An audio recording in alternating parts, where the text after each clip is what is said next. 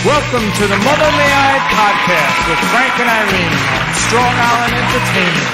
Gee, I hope I didn't make a mistake with these two. They promised me they'd bring in some really good guests. Well, anyway, here's Frank and Irene. Hi. Hi, welcome to the Mother May I podcast with Mr. Frank Connick and Irene Gomez. I think you know who is who. And I wanted to give little Gabby Glazer a plug for that intro. That is her song, Frank, you know, Balls Out. Her album, Gimme Splash. She is Luscious Jackson's former guitarist, and she is the bomb. She's a great talent. She absolutely is. Mr. Conniff, how are you, sweetie? I'm okay. I'm I'm looking just kicking in for the last 9 months of the pandemic, and we'll see what happens.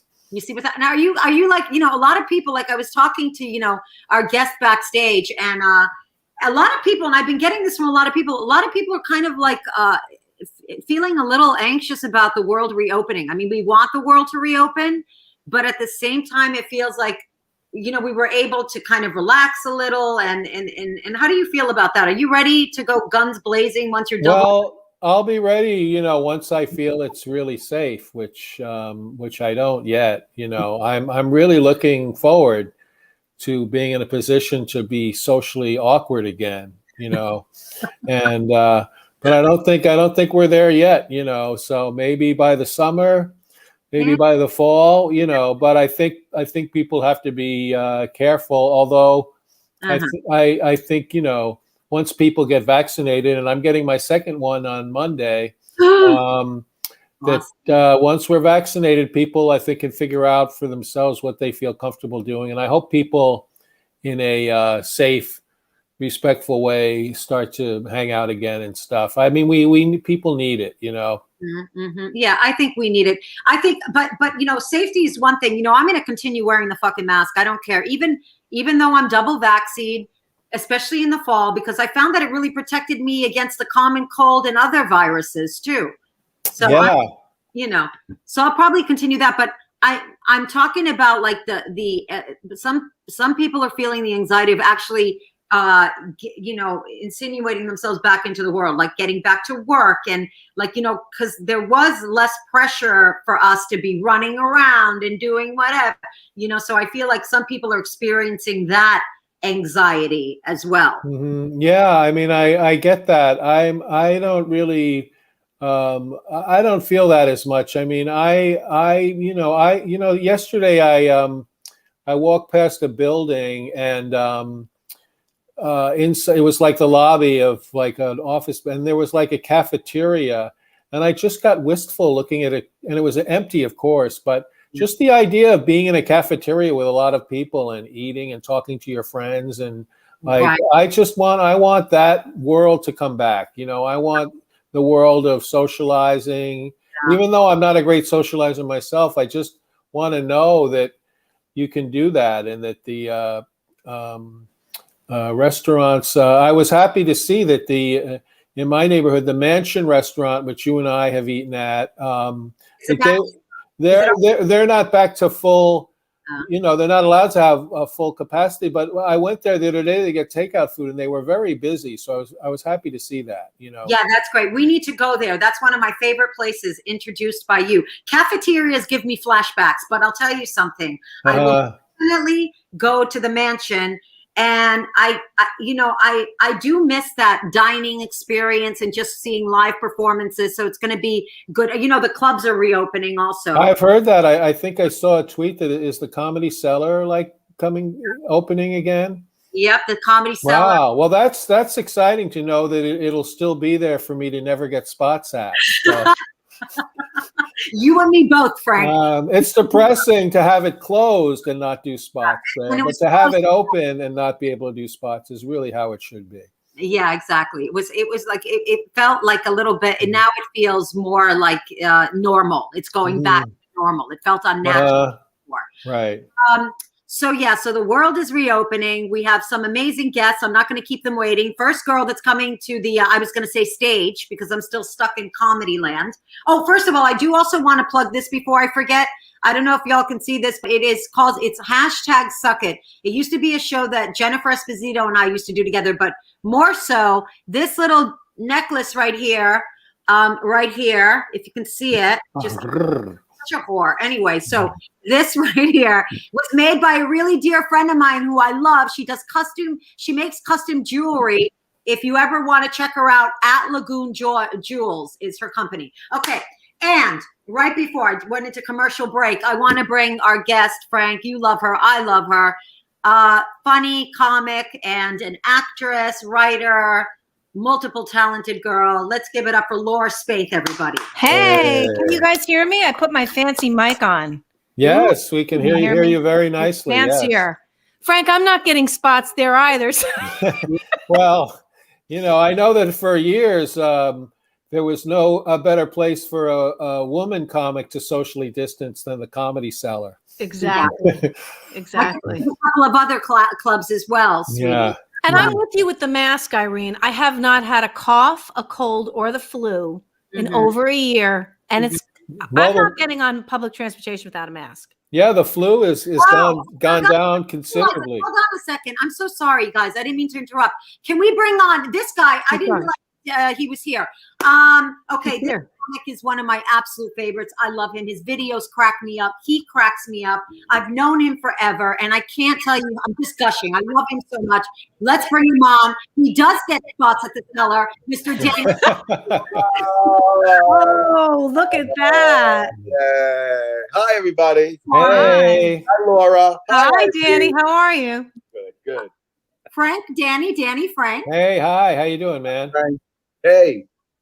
What's up? I'm so sorry, Laura. I rudely That's okay. We were just complaining about not getting spots at the Cellar, and then I thought it was a great segue to my boy Danny. Are you going to be working at the Cellar when they reopen, Danny? They're reopening. Yeah, they've had shows. They're all no one's getting paid because it's illegal. But we get up and we perform. For guests who are having dinner at 7. Right. That's and nice. We don't. There's no hosts. We just each one tag teams the next. And that stopped. That happened when we had to perform behind a glass booth. So that until I think career as a stripper. I'm very familiar with that. Yeah. or you can be a Nazi war criminal. I felt like telling jokes and defending Nazism. That happened until Thanksgiving, around a little after Thanksgiving. Then it shut down, and now April 2nd, they're reopening up to 25% again.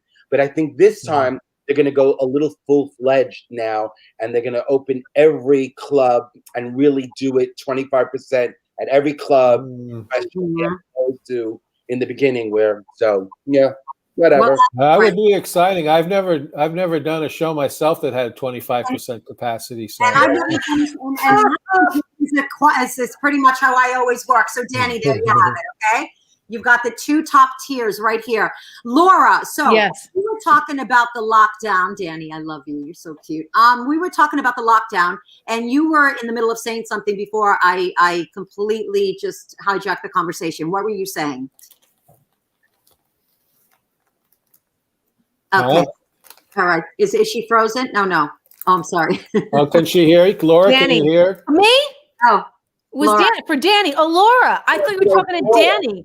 I was repeat the question. We were talking about, sorry, it's my fault.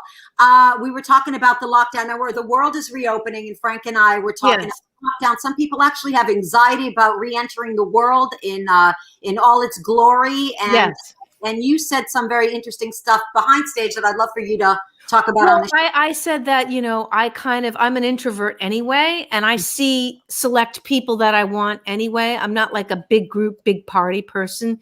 So for me, it was a chance. I finished a short film and a screenplay, not to plug, but I'm saying I did that with the luxury of not having to run around and do anything else. And it really was a luxury. And also my father passed away in August, not COVID related. And I was going back and forth to New Jersey with a mask for, pretty much the whole summer, taking care of him before he took himself off dialysis, which was his choice. But, I was riding empty trains. And I have to say that if real life, quote unquote, was present, I wouldn't have had that time to do that, you know? And trust me, I was anxiety ridden when this whole thing started. I would get up and go, I still do. I'm like, oh my God, what, you know? Yeah. I do too, by the way. I have a lot of anxiety. Danny, how do you feel about the world reopening, sweetie? I'm excited about it. I can't wait for it to reopen. I'm a very social person. None of this has worked for me. I've gotten mild depression for being alone and being, I couldn't even get creative.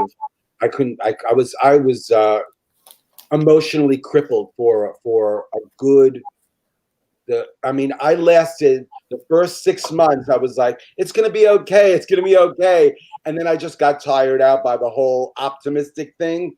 And then I get into it. And then I have been not the Danny Cohen that I like to be. So it's been miserable for me, and I cannot wait. I don't wear my mask when I'm outside. I only wear my mask when I'm, in stores. But I'm vaccinated now for 3 weeks. So congrats! Let's get that. You see, you got your vaccination before us, because you get booked into the cellar and we don't. You see, that's how it works. The cellar. I got vaccinated yesterday. Oh, awesome! There was no fanfare, huh? First or second, sweetie? First. Okay, yeah. Danny's the only one that's fully vaccinated here. Frank is waiting to go. Danny, how did you feel after that second vaccination? So I got the second shot I got, I think it was on a Friday. And then I got fever on Monday afternoon. I walked into my house. I was shopping. I walked in, and then the whole place was spinning. I was like, oh, God. And then I had to go to sleep. I was sick. I threw up. No. That was Monday afternoon. By Tuesday night, I was 100% better. Okay, great. It's important to note, because people might say, don't say that. People won't get vaccinated. The truth of the matter is that you should expect possibly to get sick after the second vaccination. That's a thing that can happen from a flu shot too. You don't get sick for 3 weeks. You got sick for 24 hours, and I 24 hours, and that was done, finished. It was done. Yeah. And what happened to you, Irene? And that's a really great point, Frank. You're absolutely right. You could get sick. I think that's something I'm going to have to echo to everyone as well. You could get sick from the flu shot. The main thing is that if you do feel sick, don't panic. It lasts for literally 1 day, and then you move on. It's normal. It's normal. It is. Sleep it off. Yeah. Right. That's it, so it's normal. But Danny, I just want to say that Danny's back, the back of Danny's home, you see how beautiful it is with those stencils? He did that. Danny. Oh, nice. Extra delicious. Look at that. All that. Do you see what he does back there? He actually stencils. I'm a stencil artist. My side hustle. That's right. That's his side hustle. Look at this. So if you ever needed something like this done, Danny, what would this cost for Hi, everyone. a regular person to get done? This, like if I did like one wall like this and then another wall, I have all 3 walls done. This would cost like under $2,000. $2,000. And what? How do you do it? Room, and that's just 3 walls. It would be like about $2,000, and changes your room. That's it, and you have beautiful walls. Nice. I mean, it's really gorgeous. And what do? Use paint to go over the sets? Paint, yeah. That's unbelievable. And if that's not enough, Danny also sells ties. I actually bought a few of them from my family. Your ties. Too bad you don't have one on you right now. The Danny. Yeah, no one's wearing tie. No one's wearing pants. No one's wearing ties. That's true. I'm not wearing pants right now. I'm not wearing pants. Ooh. I am. I'm moments away from doing a tube in here. So has everybody been creative? I mean, have we all been unemployed? What's going on? Well, I mean, I've been lucky. I've been making money doing online shows, but I have been very productive during the pandemic. I don't want to brag, but I watched every Adam 12 episode. So And before that, I watched every Dragnet episode. So I'm using my time Wisely. productive. You know, when the lockdown first started, someone tweeted, Shakespeare wrote Hamlet during a Yes. lockdown, and everybody was like, "Fuck you," like, Yeah. why are you putting Pressure on us. pressure on me to like I've been a big advocate through this whole thing of like, people just deal with this any way you can, whatever gets you through it. If writing something is helpful, then do that. If you just want to sit on your couch and binge for hours, and go into escapist entertainment and forget your troubles do that. Do whatever you can do to get through this, and don't feel bad that you're not doing this or you're not doing that. That's true. But although, you know what, you're right. Give yourself permission to do whatever the fuck you want to do. If you want to sit around and binge watch, but Frank, you're always very prolific. You wrote books, he wrote like these crazy books. They're amazing. I did publish a novel during the pandemic. Did publish. You did. Wow. But I'm much more proud of the Adam 12 watching, though. That's more important. And Laura, you wrote a complete screenplay during this.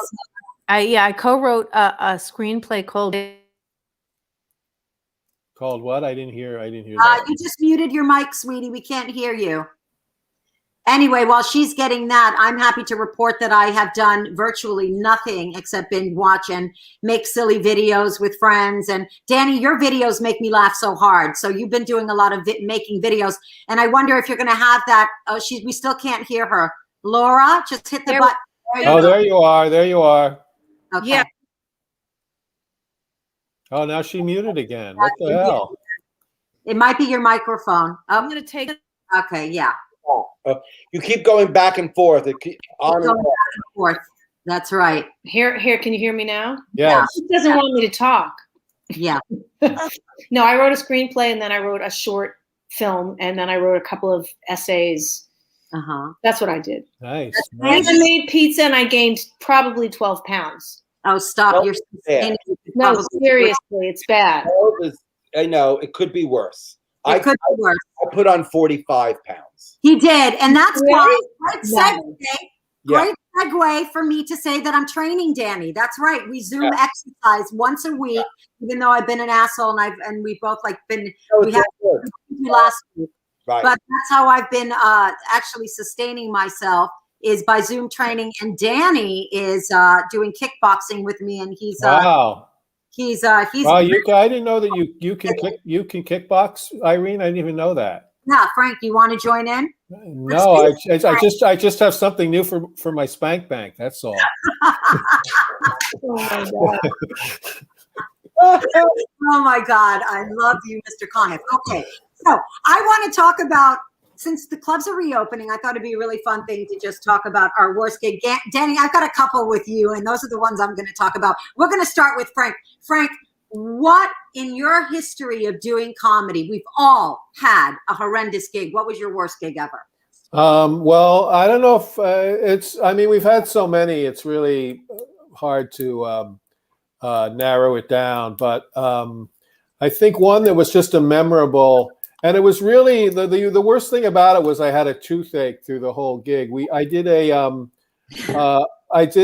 gig in the Upper Peninsula of Michigan, Escanaba, Michigan, which is actually a very beautiful part of the country, the Upper Peninsula of Michigan.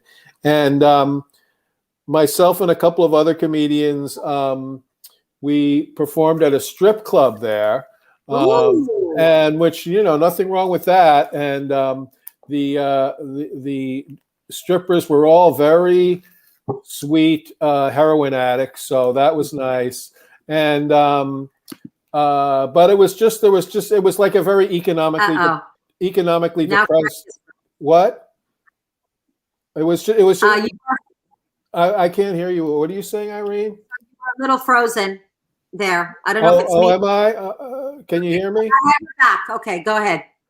So it was like a very economically depressed town. So there was just the whole vibe of it, and I had a toothache, and it was very depressing. But the thing that creeped me out more than anything, and I don't know why it was, but it just like like it's just haunted my nightmares ever since, was the couple who owned the strip club, and they had a son, and they had the son outside the club with a sign hawking the comedy show, and he was dressed as Alfalfa from the Little Rascals.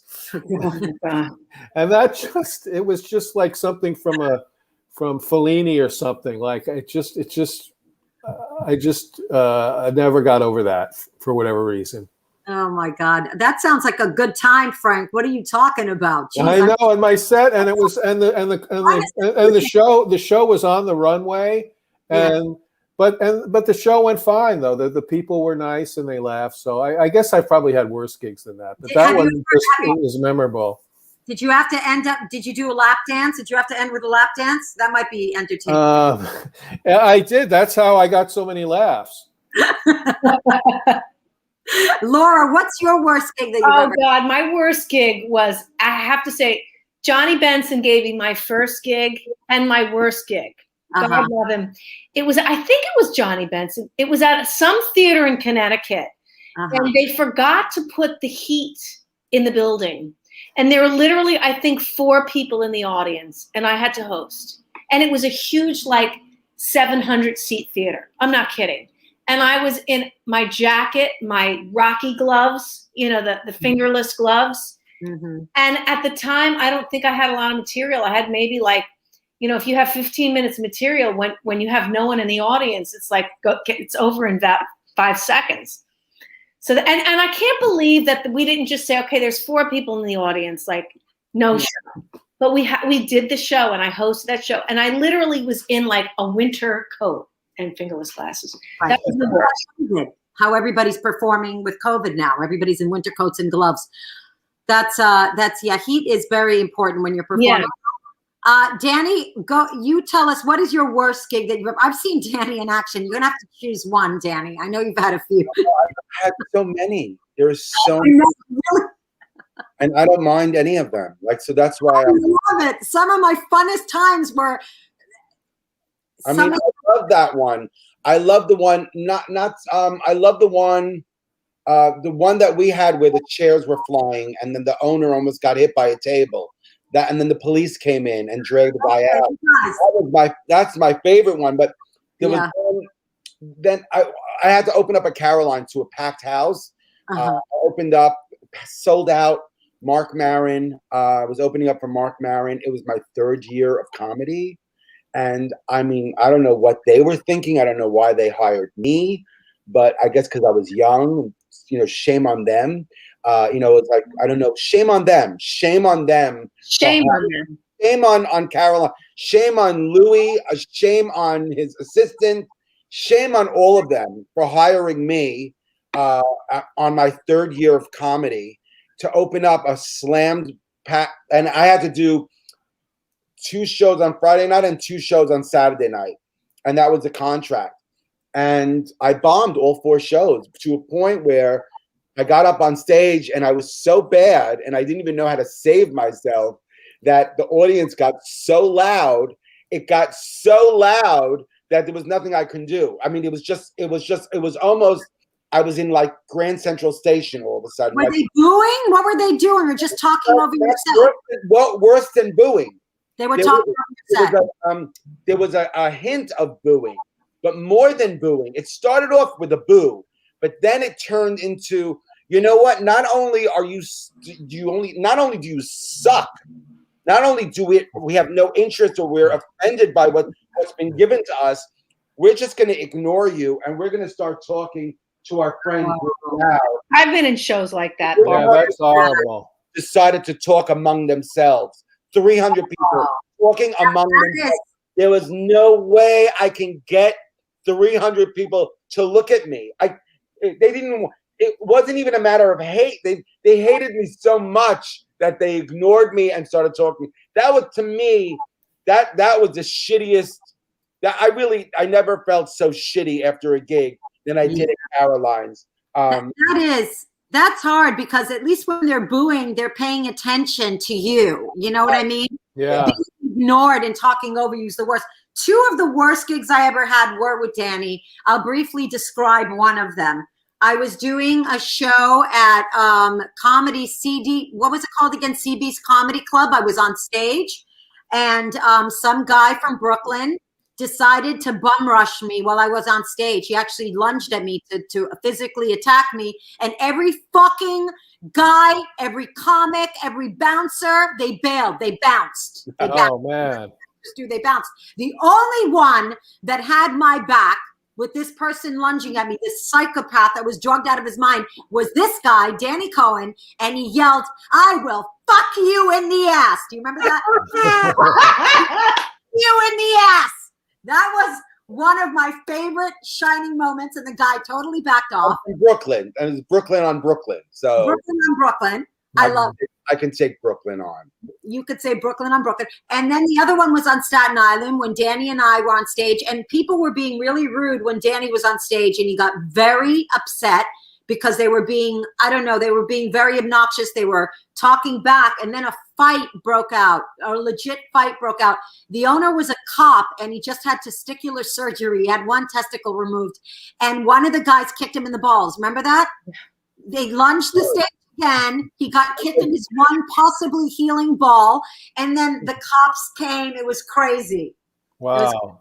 And I had such a good opening. I was doing so well. I had them in my hand, but there were these two assholes that were screaming. Oh, and I was like, oh God, I was so angry because they were, like sometimes you go on stage and the crowd just jumps right on board, and then you think and everything's beautiful. That's exactly what was going on, except for those two assholes that were heckling the entire time. When I got up and they were like, I went back at them. They came back at me, and right away it got very hostile. Right away. But Danny, remember, I had your back that night too, because I got up on stage after you went on stage, and I started fighting. Shut the fuck up, Danny's my friend, because I'll never forget the way you came at me when that guy was lunging at me, and then that big fight. Another terrible, terrible gig that I had. It was really awful. I did it with Rachel Feinstein. It was at Laugh Boston. I was getting ready to go on. I had to go to the bathroom. I was sitting on a piano, a big giant, like what's the grand? Like a grand piano. I was sitting on it, and I broke the piano, and it came crashing down and peed in my pants. That was one of the worst fucking gigs of my life. And I was like this to the MC, fucking stretch. And he couldn't hear me. And I peed in my pants. And I had to explain the loud noise because it sounded like a bomb went off. That was. Irene, I think if you had submitted that, if you had you sitting on the piano, breaking it and peeing, if you had submitted it as performance art, I think you would have gotten a grant from the National Endowment for the Arts. I should have. You're right. I mean, Gigi Allen, what? I could have done that. You know what I mean? I could have done that. But how do you explain the urine, the peeing? The urine is just age, I think. I can't hold my urine. No, but I mean, you came out with wet pants? I'm sorry? You came out with wet pants? Yeah, no, I told them that I peed in my pants. Sometimes you just have to be honest with your audience. And if they judge you, then they can go fuck themselves. Danny will have a temper on stage. I will say one thing about me. I will not be bullied, no matter what. I could get booed. I could get whatever. But I do have a temper, so you're going to judge me for peeing my pants? You're lucky I'm here. I almost killed myself, broke a very expensive piano that's not coming out of my pay tonight. Fuck everybody. And so there was an urban legend in comedy for years. I don't know. It's just a story that went around that this comedian Kip Adada, this was like in the late 70s or early 80s or whatever. He was so coked up on stage that he peed his pants on stage. And I don't know if it was even true, but it was like an urban legend, and he actually had to address it like when he was interviewed and stuff, Right. So it's a maybe a good reason not to get too coked up before you go on stage. Yeah, just a little bit. But does Coke make you pee? If it's good shit, I guess. I don't know. Yeah, Coke does. It's like a laxative. Anybody know? Yeah. Anyone that's tried it a a few times? You've tried it. There we go. Okay, so yeah, thank God for comedy. Thank God for the bad gigs. You know what I mean? Because Yeah. I always say if you don't bomb as a comic, then you're really not going to learn anything. You know? Yeah, you're never. I mean, people are actually shocked when who aren't in comedy. If you tell them, well, Jerry Seinfeld bombed when he started out. Bill Burr bombed when he and people like they can't conceive of the idea that the comedian they love would have just been great from the moment they came on stage. But like, there's no comic that any of us have ever met who's never bombed. Not only never, but has bombed many times on stage. It's part of the learning process. It's your university degree when you bomb a lot. Oh, absolutely. It's what makes you intrepid. That's where you gain your fearlessness. I think that, when you bomb, that's what really gives you the legs to stand up there, Yeah. Another thing that I had to learn in stand-up, and let me know how you guys feel about this, is you know how people get really excited when they do a good job? They're like, I fucking crushed it. Or when they do really bad, they can't get out of bed. I learned how to not let my good sets and bad sets affect me either way. Yeah, that takes a while, I think. Yeah. It takes a while to get to that point. I think after years of doing stand-up, I reached a point where bad shows didn't affect me. But then like a few years ago, I did a show downtown and it went really badly. And I was like depressed for like 2 days afterwards. And that like rarely happens anymore, but I think it is capable, because sometimes a bad show will bring up like bad feelings, and like it kind of reminded me of when I was younger and I felt like a loser all the time, I mean, I think that can happen, but most of the time can just shrug it off. One time I did a show in the Pacific Northwest, and in the entire tour I bombed every single night on this tour. And the only time I got any good reaction was near the end of my set when I said, and in conclusion, and the audience applauded. Oh my God. Oh, well, whatever gets a laugh, Frank, and an applause break. But it's even worse, like when you really bomb, it's almost as bad, like just having to walk through the crowd to leave the club. Like afterwards, like you're just so embarrassed, It's like the walk of shame, and you're right. Stand-up can definitely be triggering. It absolutely can. You bomb on a cruise, good luck going to the buffet. I know. I bet. That would be like you'd hope that COVID would come to the cruise. Swim ashore. Bye, everyone. Right off. Nothing would stop me from eating. I'm sorry, I'm Italian. I'd be like, you know what? I know I suck, but pass the carbonara. I'm hungry. Excuse me, everybody. I need to emotionally eat right now, so get out of my way. I need to stuff my feelings out of the way. I've got a giant hole that needs to be. You didn't get the laughs on stage. You're going to get the laughs at the buffet. Exactly. Yeah. You can make up for it. And you know what? You're probably going to fucking kill at the buffet. After flopping on stage. So that's what happens. That's what we do. Like we continue to test our material, whether it's at the buffet or therapy. Whatever. Right. Okay, so. I had everybody submit pictures of their mothers, and I wanted to do just put up the pictures of my mom and tell like a funny story about moms. I think we're going to start with Danny Cohen. He gave 3 pictures. First of all, I'm enthralled with Danny's family life because Danny, I feel like we have parallel upbringings, right? Like talk about it once, right? Because I grew up in a house full of immigrants. I'm the only non-immigrant. All my siblings are immigrants. My parents are immigrants, and they all belong in cages. And let me tell you, did you do that on stage? Yeah, sure. Why not? Oh my God, that is so funny. That's fucking hysterical. All right, go ahead. Sorry. I know we've talked about this once before. We do have very similar. We do. Okay, they all belong in cages. That's brilliant. Anyway, so here's the thing. That's really funny. I hope you do that on stage. But Danny, is it too much to talk about like your dad? How the billboard? Yeah, he was killed by a billboard in '70. Oh my God. What? Yeah. Back in the '70s, buildings just collapsed in New York. Like you can just be like, I'm gonna go, and then a building would fall. And he happened to be in one of those buildings. It fell. It was his fault, though. I mean, he did slam down the gate, and then the gate. Back in the '70s, he owned a store in Corona, Queens. And back in those days, you didn't have the key turn, and the gate would slowly close. You would have to take that long metal stick. You'd have to. Oh yeah. And you'd slam down the gate, and it would slam down.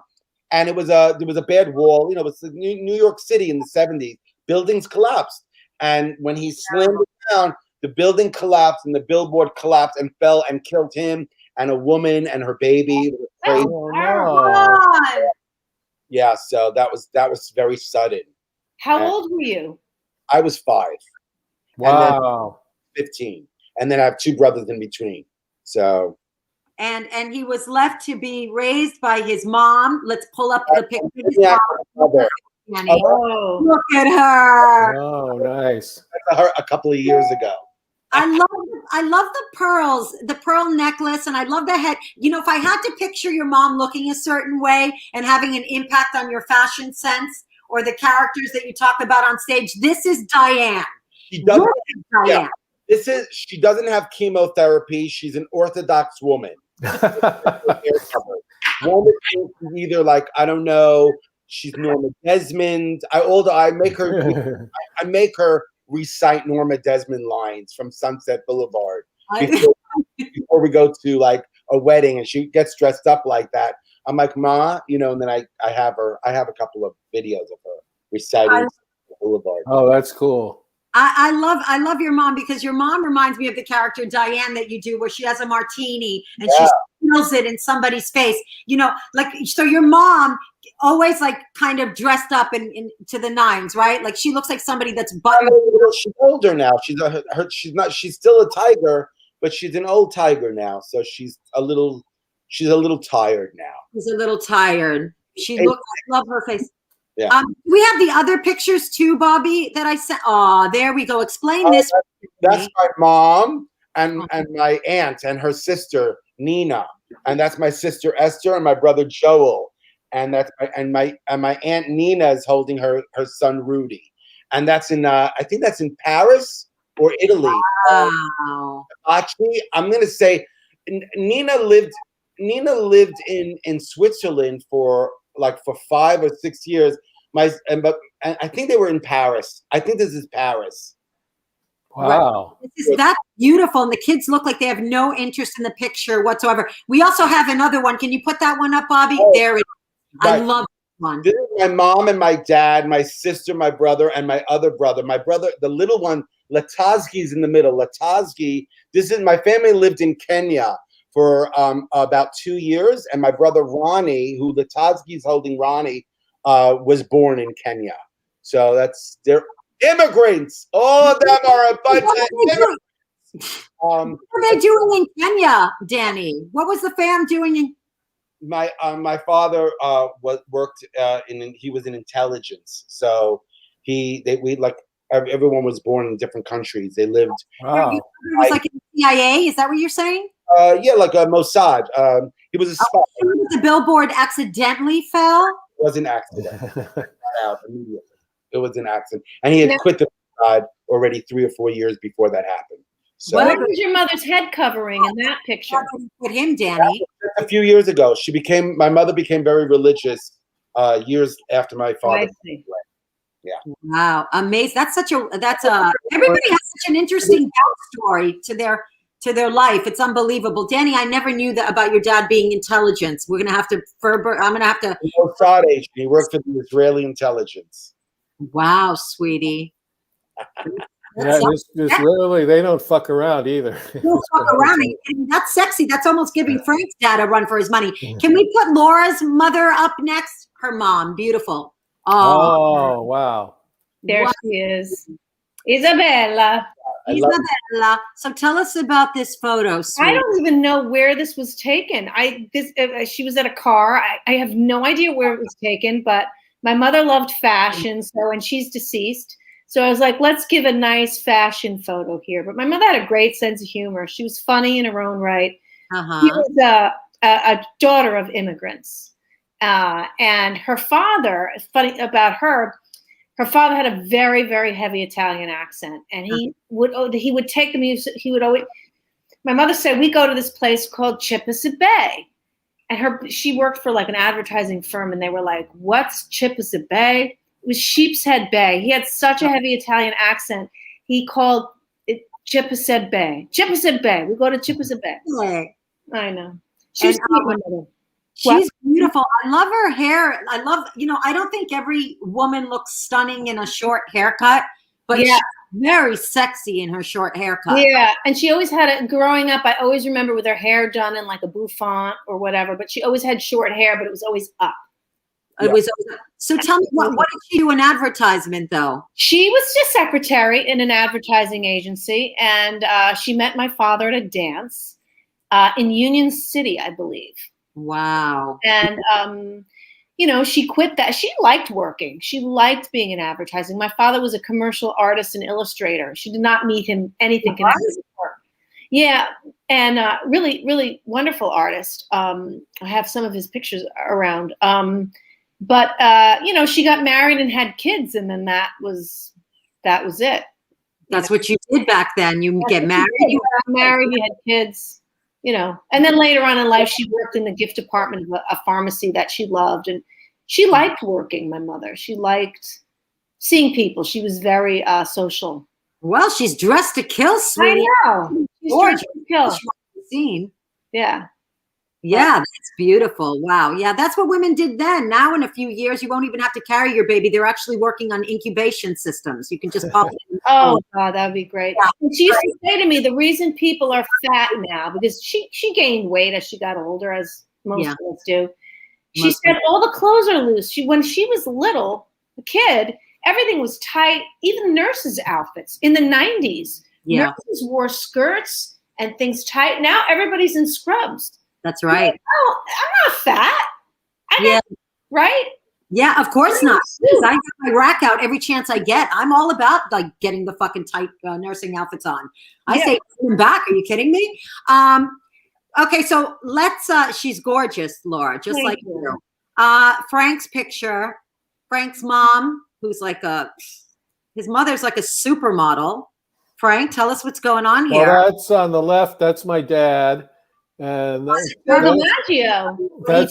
my mom, and that's Joe DiMaggio. Wow. And then next to Joe is Baby Shore. Her name was Baby, and Toots Shore, who was a very famous restaurateur of his day.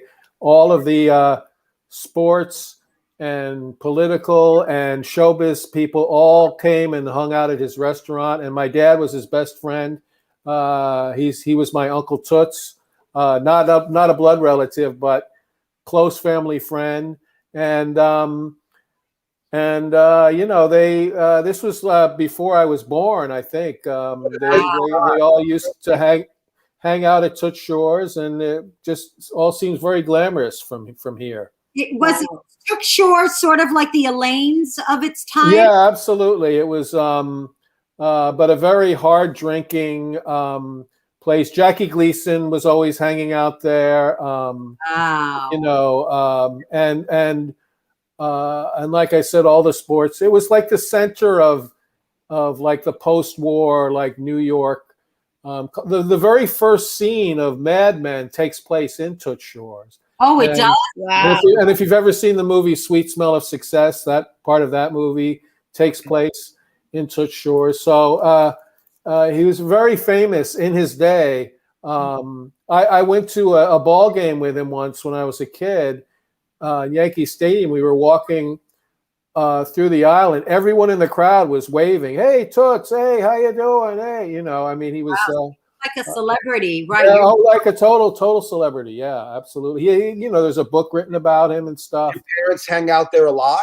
Yeah, my dad hung out there too much because he was a little fond of the martinis, and my dad ended up kind of working and drinking himself to an early grave, unfortunately. But he had a great life while it was happening. He was a newspaper man, traveled all over the world, but spent a lot of time in the post-war, like late 40s, 50s years of hanging out and being a part of New York nightlife. And I cannot blame him. I totally would have at the same time. I completely like romanticized that era and that time in New York. And if I had been him, I would have been the same way. I would have been just wanted to be as much a part of it as possible. I absolutely would love that. Rita and I went to Elaine's. I want to order a martini just talking to you about this. Now tell me about your mom, Frank. She was gorgeous. Was she a model? Like, what did No, she was a kind of a debutante, but a debutante. What does that mean? Hold on a second. That's like kind of like a high society. So yeah, kind of. Giorgio might be goosing her. She looks a little. Well, she told her name. She told him her name was Marilyn that night, so he got a little excited. But but my mother was very young when she married my dad. She was 21, and my dad was 37. Wow. Yeah. And so my mom, who really was such a product of the 50s. In other words, when she was 21, she got married because that's what a woman did back then. Yep. She got married and she raised she had 5 kids by the time she was 30. Mm-hmm. And she ended up having a lot of mental health issues, and it was all very overwhelming for her, which I completely understand. I mean, when you're that young and you have that many kids, not everyone can handle that. And she just kind of stepped into the role that society assigned to her. And she was a creative person. She was a photographer. I think that in a different era, she might have waited to get married. She might have pursued a career and pursue an interest instead of giving birth to these little shits here, But also, Frank, also being married to somebody considerably older, 17 years older, it's like I'm not saying your dad's controlling, he's just older, so she's like at a disadvantage. I mean, that's how I mean, it's absolutely. And also, my dad, like that era of parenting, like in those days, dads were not required to do anything when it came to raising the kids, except providing for the family, except working, providing the house, the shelter, the food, the shelter, and everything. But my dad, like, never changed a diaper in his life. Never.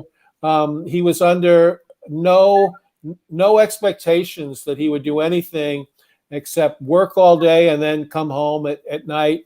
But when I see a lot of people I know who are fathers now, they pick their kids up at school. They do things with their kids. They're very involved with all the minutiae. And men in general now are just more helpful. Like they're more like nannies, and men just step in and pitch in and help more. And there's a lot of like old school assholes who make fun of that kind of thing. But I think it's an improvement of men, of fathers sharing the load of raising kids, just as women now share the load of providing income for the household.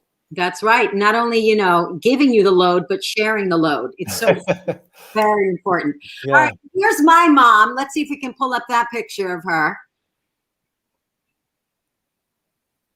Oh, there she is. Okay, that's my mom. I couldn't find a picture that she didn't cut a fucking person out, because she knows how to hold a grudge. Oh my God.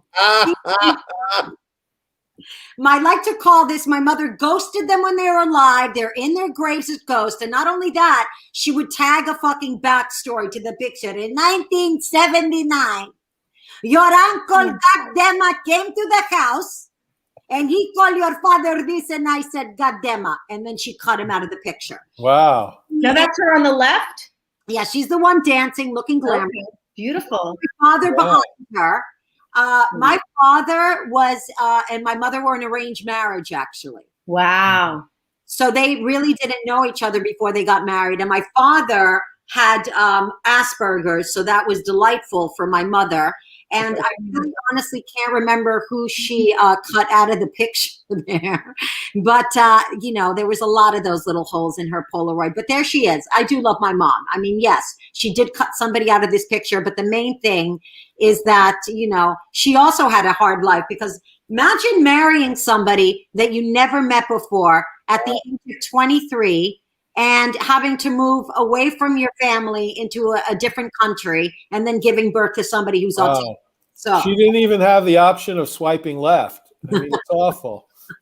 she didn't have the option of swiping left. And then you have to have sex with this person that you don't even know. Easy, and you're away from your family, a different language, a different country. That's hard. It is really hard. They never even met each other, and I walked in on them once, and it was the worst thing on the planet. Oh my God. Has anybody ever walked in on their parents? It's one of the most traumatizing fucking things on the planet. I bet. Because My family was Irish Catholic, so there wasn't a lot of sex going on. it's traumatizing when you see that. Anyway, so I think that in conclusion, it's a big bright line. I can say that our lives are somewhat improved since our parents, but at the same time, there's certain things that I wish that there's certain things that I also glamorize that I wish we could do that they had access to. You know? Yeah.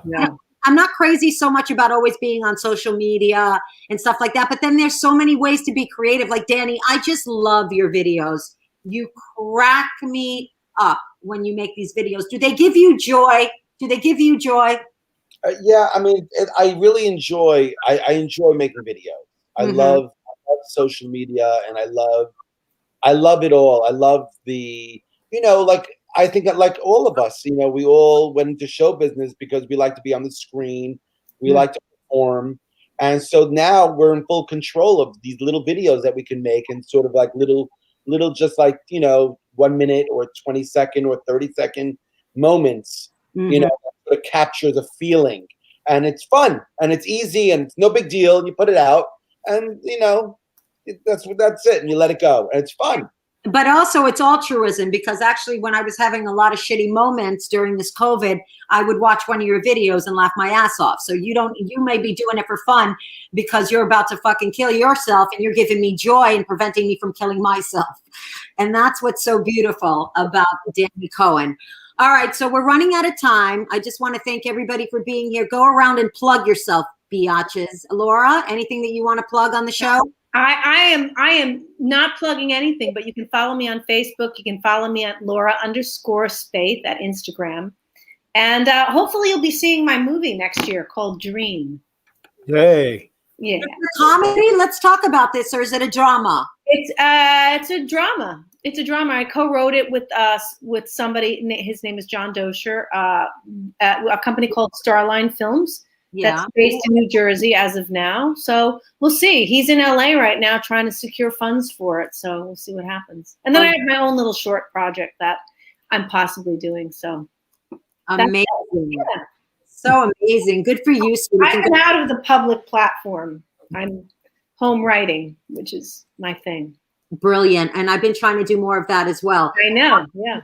Mr. Cohen. Follow me on Danny Cohen Comedy on Instagram. That's pretty much where, you know, everything I'm doing these days, whether I'm plugging for my next show or silly videos. So it's Danny Cohen Comedy. Oh, fabulous, sweetie. And I will be tuning in as I do. And Mr. Conniff? April 13th, Tuesday, April 13th, which is in 2 weeks at 8 p.m.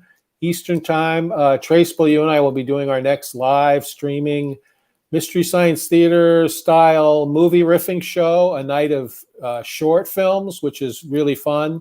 And that's $10. And go to eventbrite.com for tickets. And if you want to check out my books, you can find them on Amazon. Wow, amazing. And I'm Irene Bremis, and I'm like Danny. Anything that I plug will be on at Irene Bremis, my Instagram account, or at Irene Bremis 13 on Twitter, where I am the most foul, vile version of myself. I always say that I've got 3 fucking personalities: Facebook, Instagram, and Twitter. Twitter's the snatch, if you ever want to tune into that. But anyway, I love you all. Thank you so much for being on the show. Thank you. Yeah, thank you guys for coming. This was Thank fun. Thank you so much. And we'll be here next Tuesday. I'd like to say see you next Tuesday, but that seems rude. So I'll just say I will see you next week on Tuesday, so I don't offend anybody. Thanks for stopping in. Bye. Bye, Danny. Bye, Bye, bye, Frank. everyone. Bye, Irene. Bye. Thanks for tuning in to the Mother May I podcast with Frank and Irene on Strong Island Entertainment. Check us out next week when Frank and Irene sit down with, you know what? I don't know what these two are going to do next, but we'll see you next week.